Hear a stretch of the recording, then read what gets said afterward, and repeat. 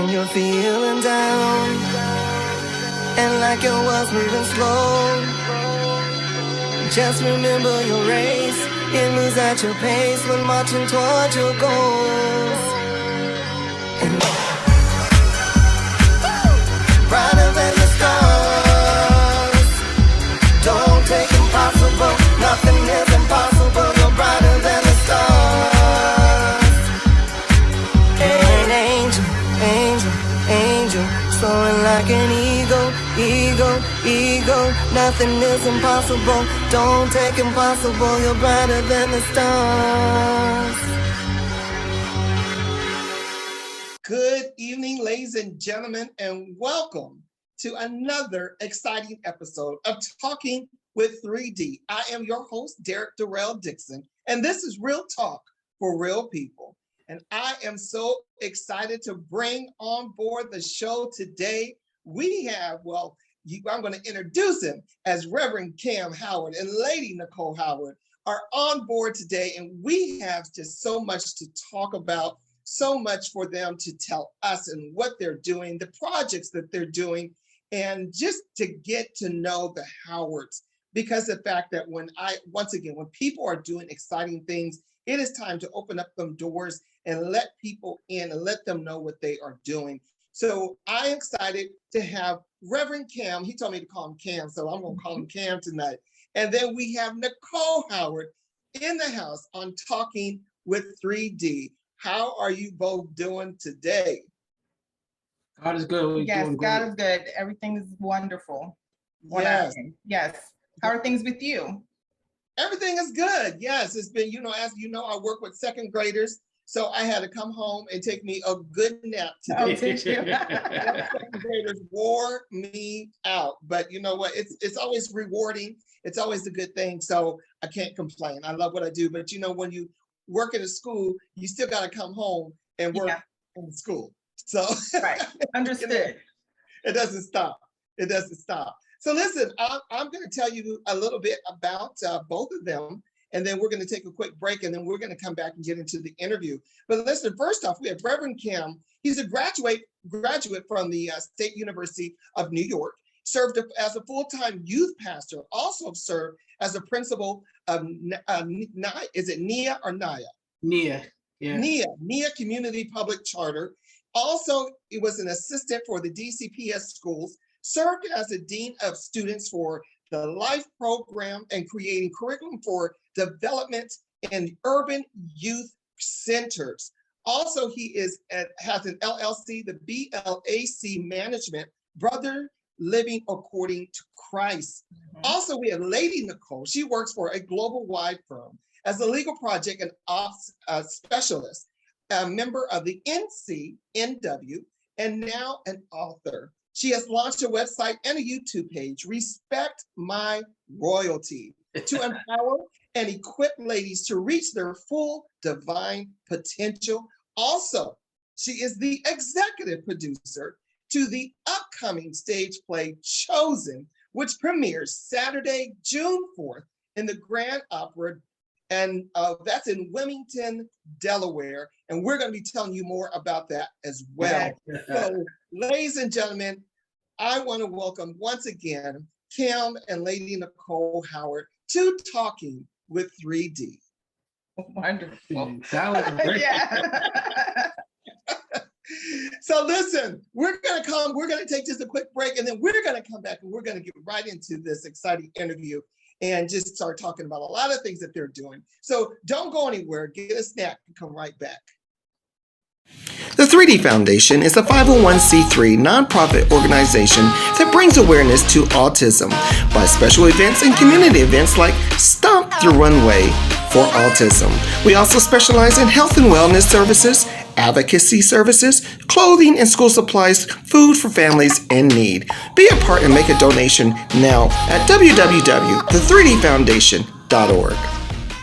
And ladies and gentlemen, we are back once again. I have Kam Howard and Lady Nicole Howard here on Talking with 3D. So let's just get right into it.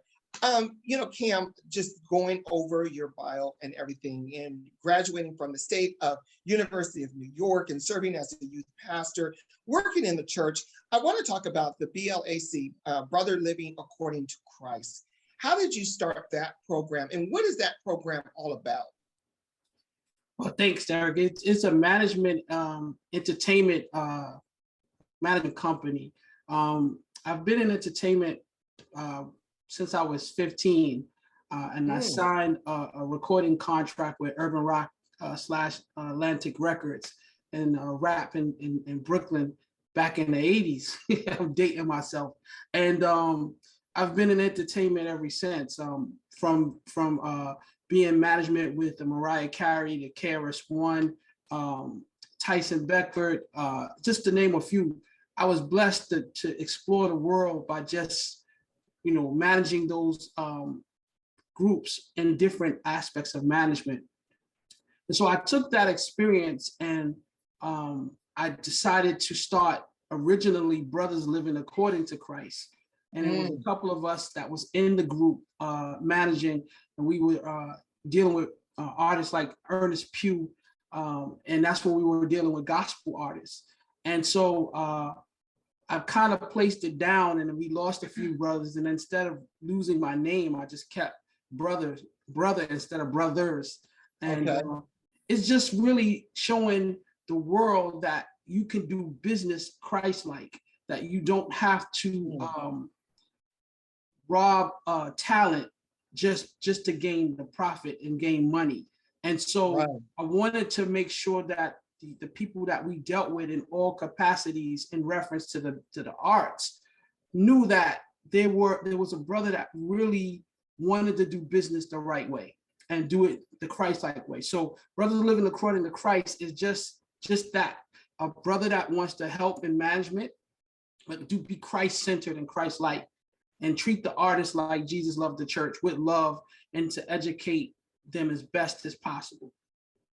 And let me tell you something, you never know people's stories. You never know who you're talking to, who you're entertaining, who you're interviewing, and everything. And I did not know, I'm working with Kam and Nicole now, and did not know of this caliber of Kam and his resume and the things that he's doing. And it makes you feel so good, because when you get around certain people that have worked with big names, celebrities, big names, and they're still so humble about what they do. You've managed these people, you've worked with these people, you've been in this industry. So how do you tell people, because we see a lot of our young that want to pursue careers, they want to pursue being managers and being an entourage and all that, to stay humble, to stay, like you say, Christ-like.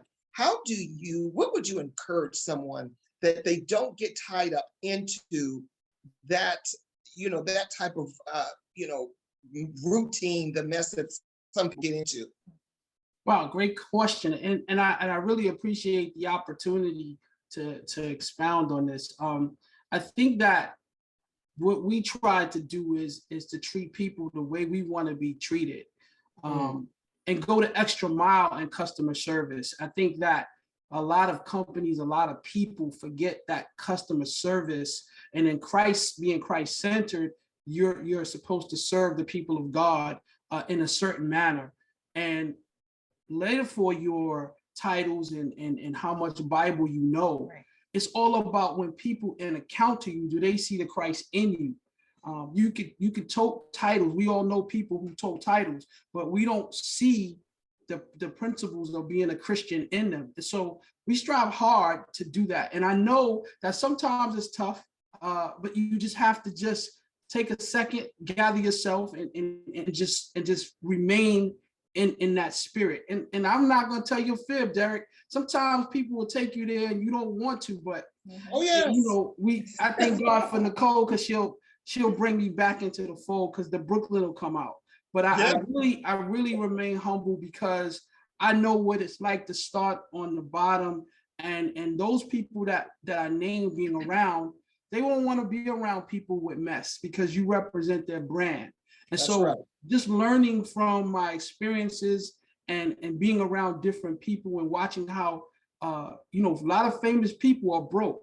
They are name famous, but their pockets don't match their name, and that's because Right. they had bad management or bad advice, or they did things that you know, just took out where they should be. And I don't Right. want people who encounter me and Nicole to you know, to experience that. Right. Right. Also working in the education field. Now, you know, I think it's so different now than it is before because of COVID, education has changed because of just the way that our youth is growing up. Education has changed. You know, do you see a difference from when you were working as a you know, in the school system to now? Absolutely, great question. I started off in '93 after one of the artists that we were working with had a personal breakdown, and so tour life stopped. And I was thankful that I had a degree and that I could go, and my former principal hired me to sub, and then subbing turned into teaching. And then once I started teaching and learning the ropes of education, I fell in love with it because I was educating Black and brown people in the neighborhood in which I grew up in Brooklyn. And I was so thankful because if I would have put all of my eggs in the entertainment basket, God knows where I would have been. And so I had, I say to everyone, have more than one options to go just in case your plan B don't work. I mean, your plan A don't work, you got to be in a C. And so I stayed in education from '93 and dibbled and dabbled in entertainment, but it afforded me, because of the summers off, to do just that. But I would say, Derek, the education changed not only from a policy perspective, but also the students that we inherit are different than when we were in school. Times have changed, and because of that change, we are now facing children who are facing kind of like same situations that we went through, but a different dynamic. And so we have to make that adjustment in education to deal with the children. And as you know, Derek, we become a teacher, a nurse, a doctor, a social worker, a psychologist. In our field, we cover everything. And so I'm thankful for the being able to pivot with the different changes in academia. I'm going to say this, Cam, because you know, because I truly believe that education has changed so different from now to what we went through. We truly did have to walk through the snow and over the hills and you know, do all kinds of stuff to get to school. That's what we did. You know, you didn't close down school because it may snow. It may, you know, you went to school. Yeah. You went to school. I don't know what would have happened if COVID happened back when we were in school. We didn't have devices. We didn't, you know, we didn't have that kind of stuff. We went to school.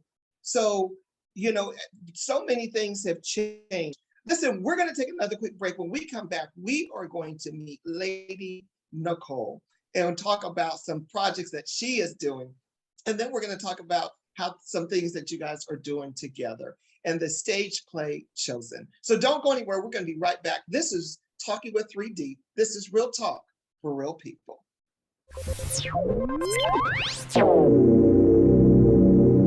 See, you're gonna sit there and stare at me like you don't understand what I was saying. See, all I did, y'all want to call child protection service on me and everything like that. All I did was put the kids outside. I said, we're gonna wash clothes. What are we gonna do? I poured detergent on the kids. I put them outside in the rain. I told them just to spin and spin and spin. That way to get the dirt off the clothes and everything. That's all I did. Then I brought them and they smell all fresh and stuff like that. I blew them off. I blew them off and everything. Y'all want to call protection service on me and everything. My kids is clothes. Everybody, they fresh. They was fresh. The clothes was fresh. Their hair was fresh and everything. Because of the fact that, okay, one of them got struck by lightning and everything. But you know what? I put him in. I brought him inside and wrapped him up. He was fine. He was fine. I just wanted to wash the kids' clothes. They got to go to school next week. That's all I was going to do. You want to stand there and look at me like you don't understand what I'm talking about. It's hard out here. It's hard. And ladies and gentlemen, we are back once again. I am here with Kam and Nicole Howard. We're about to meet the second half of the Howards. And this is Lady Nicole Howard. Again, she's globally wide.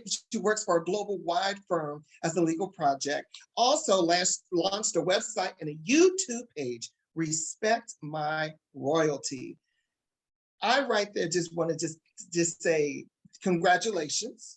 Thank you. And I want to know more about Respect My Royalty, because that right there alone, when you tell people respect my royalty, respect who I am, respect my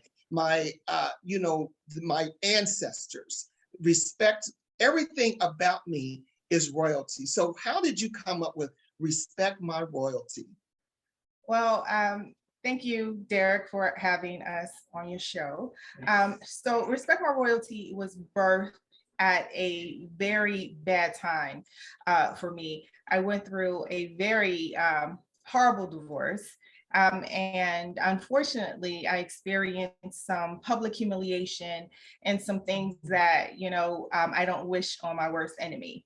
But Right. because I went through that, brought a lot of women into my life who were experiencing the same things, and sometimes even worse than me.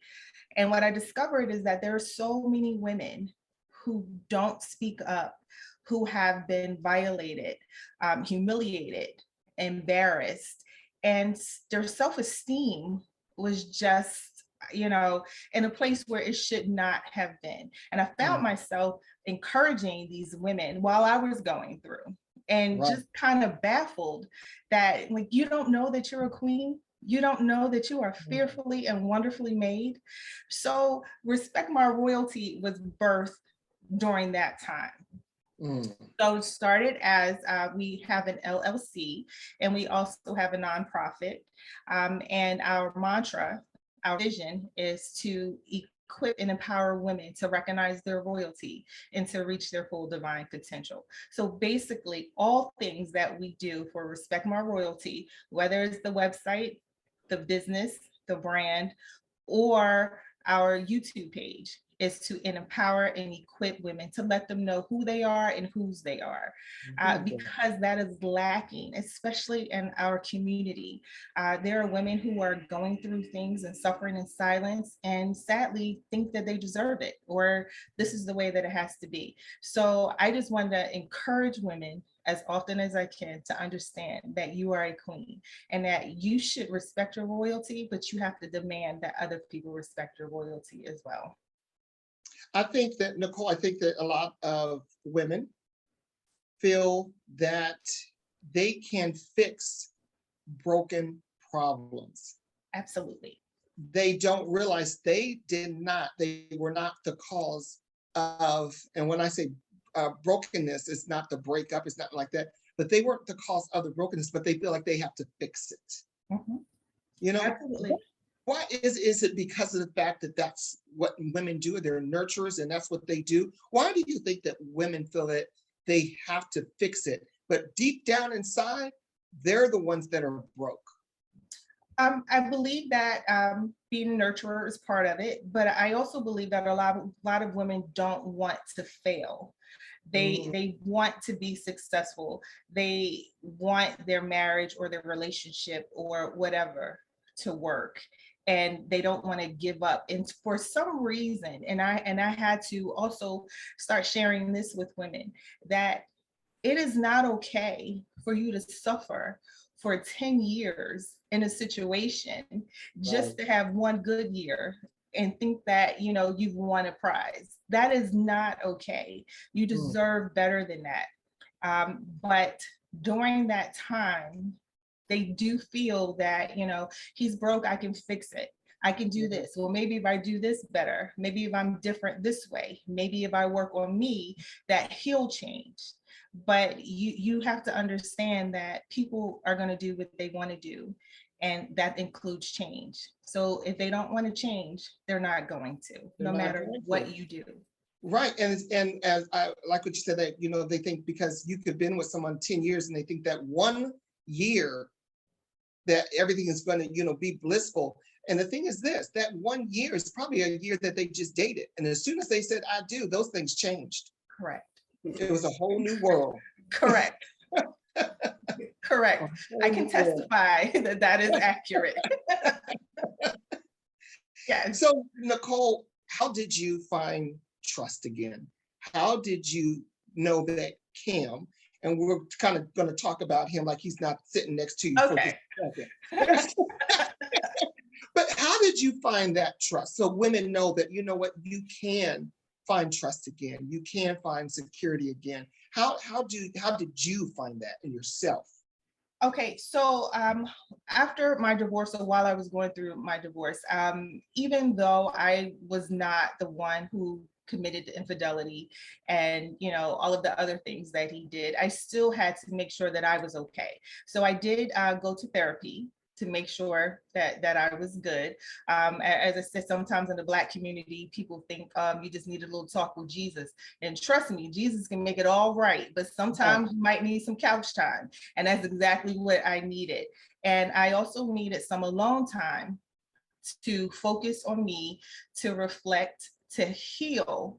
And I always tell the story that I did reach a place where, like, I'm good. I don't want to date anymore. If this is what's out there, I'll just be single. I'm not dealing with any foolishness. And I promise you, maybe the next month, I met Kam Howard. I did tell him I was not interested in being in any kind of relationship. I could only offer him a friendship. This man was patient with me. He listened to me, he prayed with me. I mean, like, extremely patient and understanding, because he himself had gone through a not so nice divorce. So he understood the process and knew what it was. And our friendship started just communicating by, you know, text, by email. Then we started talking on the phone, and it was a long journey, and it was what I needed. And then we went on our first date, and that was it. And that is it. And they are the power couple who they are today. Yes. And I love to see you both together, even just meeting you both and being in your presence. You can tell that you support each other. You are that power couple. And to see that, and to, you know, men and women need to know that, again, you know, you think that, you know, I'll be single, I'll just enjoy my single life. You don't know, God will mess that up for you in a heartbeat. He certainly will. He certainly will. I remember telling Kam, God knew my heart needed you, and he just came at the right time, you know. So I am so grateful that I said yes and didn't block my blessings. That you said yes, because God knew your heart needed him. Yes. Listen, we're going to take just one more break, and then we're going to come back. We're going to talk about the stage play that is coming up on June 4th called Chosen. So don't go anywhere, ladies and gentlemen. We will be right back here on Talking with 3D. Has your child been diagnosed with autism? If so, this message is for you. Vision disorders can contribute to your child's challenges. Poor eye contact, head movement when reading, even toe walking can be signs of vision problems. Vision screenings can be misleading because they are not designed to test all of the visual skills necessary to accomplish activities of daily living. You need to see an optometrist who provides developmental vision evaluations to get the help you need. Sometimes special glasses may help, and other times a program of optometric vision therapy could make all the difference. While we do not offer a cure for autism, when the underlying vision problem is treated, these children become more cooperative, have better eye contact, are better able to interact and adapt to their surroundings, and it improves their ability to learn. For more information, visit the Parent Resource Center at covd.org, the website for the College of Optometrist and Vision Development, covd.org. Or call 888-COVD-770. And ladies and gentlemen, we are back once again. My name is Derek Darrell Dixon. You are watching Talking with 3D, where real talk is for real people. I have the power couple, Kam and Nicole Howard, here with me today. And we've been just talking about just their life experiences and things that they've been doing. And now we are going to be talking about the play, the stage play, Chosen, that is coming up. First off, I want to talk about that Lady Nicole has written a book called Chosen, A Lady's Journey from Called to Cursed to Crowned. And that is available also at Amazon. So please tell us a little bit about the book Chosen, A Lady's Journey from Called to Cursed to Crowned. Well, the book was written after my divorce, and really started out as a journal for me, and then it just kind of developed into a book. And it just takes you through the stages. You know, like myself, there are many women and men included who know that they've been called to do something, but maybe not quite sure what they were called to do. But understanding that being called, that you will most likely have to endure a crushing season or two. You know, that could be a divorce, it could be a death, it could be a loss of a job, you know, it could be anything. And a crushing season is just a season. You know, I can't tell you how long it's going to last. Sometimes it's 2 weeks, 2 months, 2 years. You know, God doesn't give us a time frame on what it is that he has planned. We just know that he knows the end from the beginning, and he wants us to be obedient, even in a crushing season. So it talks about some of the things that I went through as a first lady, how some of the saints, church folk, treated me during and after the divorce. Some were not so nice, unfortunately. And then it talks about the crown that I received. And again, just like a crushing season, your crown could be anything. For me, it was peace of mind. It was able, you know, my ability to move on and keep my sanity. But a crown could be anything for anybody. And I am grateful for the journey. I'm grateful for my crown.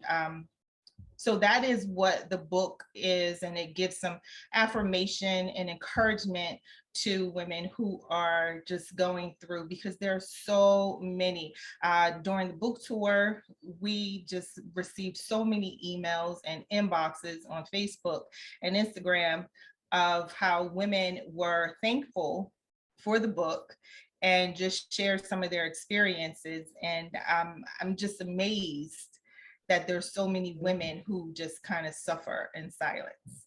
So many, every one of us have a story. And again, we stay there. We, you know, I call it the carry-on luggage. We don't unpack it.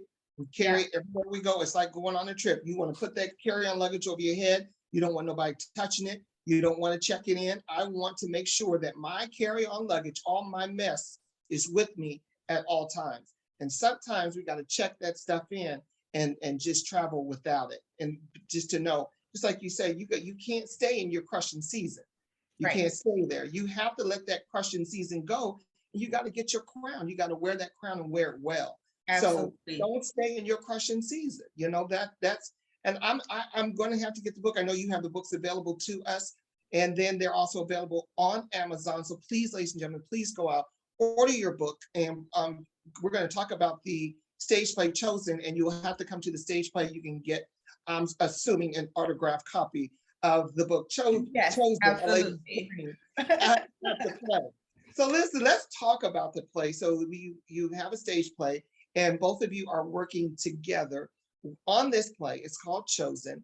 It is going to be at the Grand Opry in Wilmington, Delaware, June 4th. Doors open at 2 p.m. and the show starts at 3 p.m. And if you know Kam and Nicole, they are very on top of things and coordinating and everything. So this play will start again at 3 p.m., not 3:01, not 3:30, at 3 p.m. So please be in your seat, because you will need to be there from beginning to end. So tell us a little bit about Chosen. So the stage play is based on the book, and it follows a character named Noelle, and kind of follows her through her journey of being called, being crushed, and then eventually being crowned. The play is filled with some humor, some serious parts that'll make you cry, some that may make you mad. But ultimately, at the end, I believe that you will be inspired and empowered by watching all of the characters in their role, and how Noelle kind of finds her crown and goes through this crushing season with grace and dignity. Grace and dignity. Kam, as you sit through rehearsals and watch it all come together, how proud are you of this project? Great question. I'm extremely proud because in the beginning, I was nervous because I knew that once the cast was assembled, from the time we did the first table read up until now, I was always nervous on how this would affect Nicole emotionally. She's a strong Black woman, but to relive your drama and your hurt time in and time out was a concern. But the proud moment for me was I watch her hit certain moments when you guys as actors hit those pivotal moments. She takes it and she goes and does her thing that she needs to do to come down. But it's just a testament of how great these actors are. You guys come in and add some real life to this play and bring super dignity to the trials and tribulations that she went through. And Kam is saying you guys because the fact that I am privileged to be in this play, Chosen. So you will have to come out, make sure I'm gonna invite everybody. So you have a dynamic cast, an all-star cast. You have some people in this play that bring this story to life. As again, we're sitting there through the rehearsals, and you go, as we're sitting there, you go through the anger and you go through the tears, and you can't believe that this was said, and they're going through this. So the emotional roller coaster of what this play takes us through is very fulfilling, very intriguing, but very well needed. You know, so congratulations to you, because I know this is going to be a big success. What do you want people to get out of Chosen?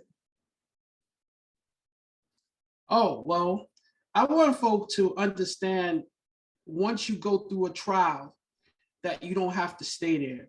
I'm not trying to say we fall down, but we get up song, but I think that narrative is really what Nicole demonstrated through her trials and tribulations, that even in your crushing season, that God will still be God, and he still will preserve you if you allow him to guide you through the muck and the mire, that you'll be crowned, and then your trials and tribulation becomes the testimony to the story that you went through. And so the play is the testimony of the triumph of how she went through her crushing season and allow God to crown her. And I think people are gonna come away with that because it will relate to every walk of life that you've gone through. And once again, you know, this is a shameless plug. You're incredible in it, and the actors are totally bringing so much justice to her story. Yes. Now, when he was starting to touch a little bit about, you know, what you're going to get out of Chosen, I heard the Reverend Kam Howard starting to come out. So I felt that, and I wanted to shout a little bit and everything. But let me pull back a little bit. But the Rev came out a little bit, and I was like, all right, Rev, come on now. You preaching to us. You preaching. Nicole, telling your story, you know, having to be vulnerable and having to sit there and relive a lot of what you've gone through, because a lot of people may not even realize that this is a testament to your story. And as writers, I myself as a writer, you know, we do that. We write things for our healing process. Was this a healing process for you? The book or the play? Or both. So yes, the book started out as a journal, a healing process for me. The play was something that I wanted to do for a very long time. just to tell you the story how we started the play, there was actually someone who reached out to us who I read the book and was interested in turning the book into a play. But we could not agree on some of the terms. It was my story, and I was not going to release it to be somebody else's story for ownership. Right. So we sat on it, and it was during COVID. Everyone's in quarantine. So I just decided to write. Had never written a screenplay. My husband encouraged me. You could do it. Said, I can't do it. I've never done it. We might need to hire someone. He said, you wrote this book, you can write the play. And I just started to write, and it just kind of came together. And with a play, it can't be 100% like the book. There are some things that you have to change, and you have to just go through the process. And I did, and first draft, second draft, third, fourth, fifth draft, and we were ready to go, and everything just kind of fell in place. So I am super excited about the play. I am really hopeful, and I'm really hopeful that people will come away inspired and understand that you can do anything, and hopefully, will be like Joseph. If they do go through something, you meant it for evil, but God made it good. So that's what I want. I want them to understand that all things work together for good. So yeah. So Derek, she gave you the really nice version of that. Right. At the end of the day, the Howards love to use our intellectual property to conquer obstacles that come in our way. We pray on it and then we execute. Yes. And so the nice version is what she gave you. Yes. The individual said, I want to rewrite the play, and it's going to be mine 100%. Okay. And so, Lady Nicole don't play about her time and her money. And so she said, oh, the devil is a liar. You will not own 100% of my rights. I wrote the book. And so from there, I then became Flavor Flav and encouraged her to write her own book. And she did get inspired, and took her about probably 2 or 3 weeks to write it. And then a friend of mine who works with Spike Lee called up out of the blue and said, how are you guys doing with your play? Because Derek, we didn't want to have, being newbies to this game, you guys are vets. We didn't want to have a high school type stage play. We knew we wanted it to look like the stage plays when we see your play or Tyler Perry's play, or what's my other guy? Talbert, David E. Talbert. We wanted it along those lines, but didn't know how to go about it. So we went in and purchased the studio, the venue first. And so my guy said, oh man, y'all doing it wrong. Then that's when he introduced us to Bear Jackson.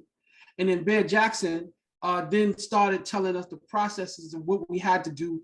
And then that's how we met Christian, and we met some of the other dynamic actors. And then she then introduced us to you, because we asked her for this dynamic piece that we needed. And she said, I had the perfect person. And so I said all that to say that God started ordering our steps and putting things in line. And we prayed, and he delivered. And then so we're here right now with only 55 seats left in this theater, with 2 months to go. On God. 55 seats. One thing I want to tell you this real quick. Nicole, you said something. And I think when you say things, and we have to keep saying those things and speak it into existence, because it's a stage play now, but you said screenplay. And when it's a screenplay, that means it's a movie, or it is it's going to be on Netflix and things like that. So you already spoke something into existence. You have to now go back from the stage play and write this into your screenplay, because this needs to be on movies. This needs to be on Netflix. This needs to be on Lifetime. This story needs to be told. So keep speaking those things, and I'm going to keep praying that comes to existence, because you already spoke it. So God, again, is ordering some more steps into your life. The screenplay is about to be written.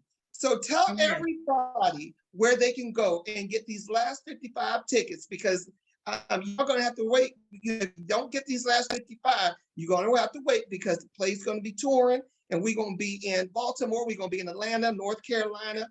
We might even be over in Hawaii somewhere. Go I ahead. know that's right, Derek. My brother, the prophet. It is going to be played June the 4th, 2022 at the Grand Opera House in Wilmington, Delaware. The show starts at 3 o'clock. Like Derek said, we're going to start on time.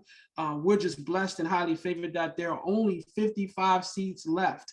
We started this journey in December, and through the midst of the pandemic, God has blessed us that we have now 55 seats left. And so please go out and get your tickets while they last. Come out and have a great old time and see Nicole and Derek and the whole cast just show up and show out. And God is going to get the glory. Yes. Yes, he is. And where do they get the tickets? You can get the tickets on at their actual website. That's the only place you can get it. Is the Grand Opera House in Wilmington, Delaware. By the time you are done, I will submit that information to you so that it could be, you can put it out. I'll put it on the link.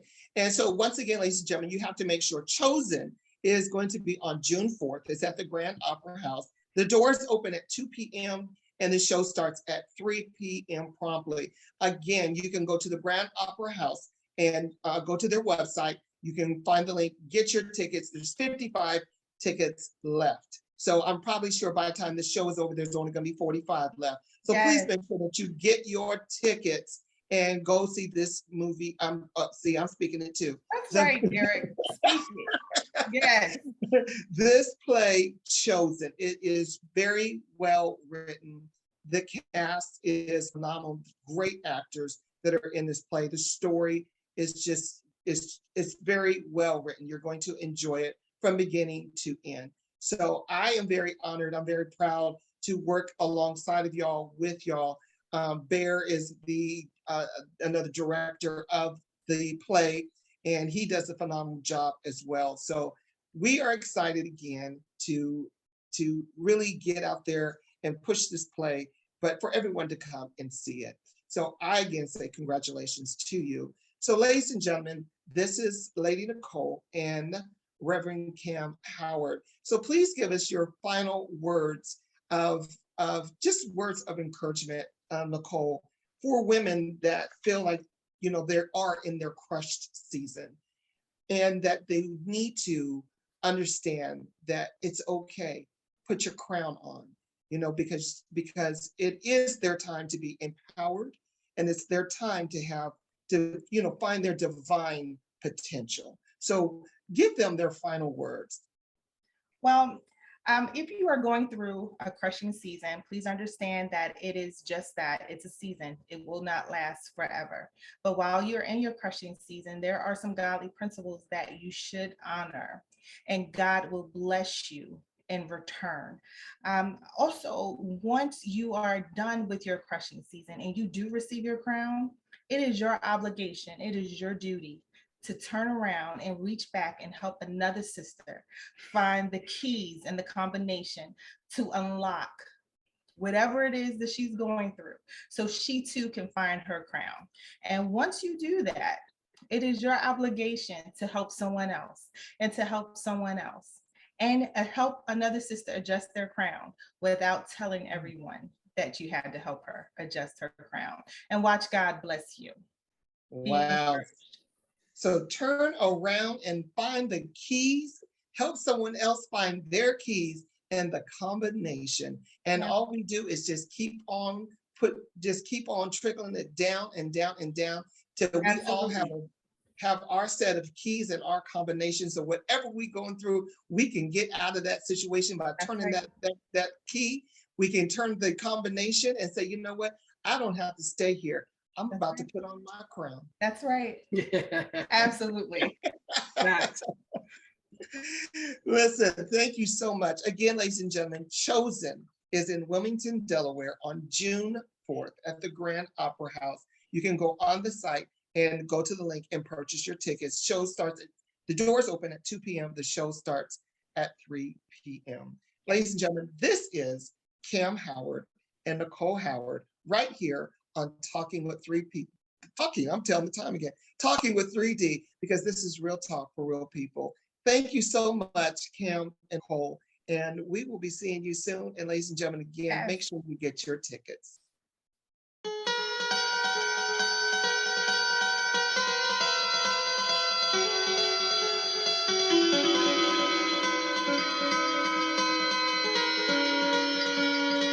When you're feeling down and like your world's moving slow, just remember your race. It moves at your pace when marching towards your goals.